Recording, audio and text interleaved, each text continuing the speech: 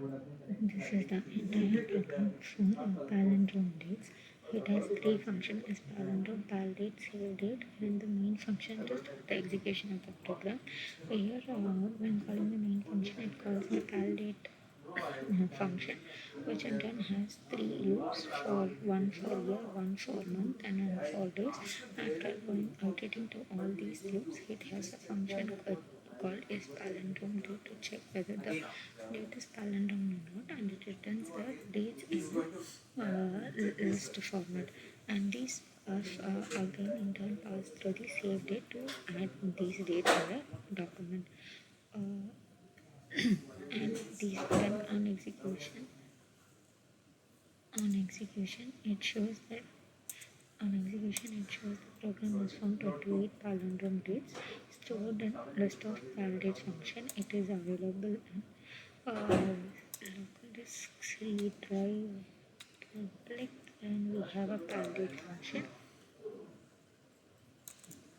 It is This is the entire list of palindrome dates from starting in the 21st century.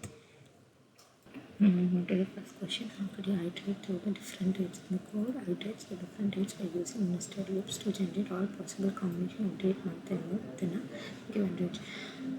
Year iteration is the outermost loop, and the month iteration is the second loop, and the day iteration is the innermost loop. Iterates the all possible days in a month. The number of days depends on the month, like 28, 30, or 31 days.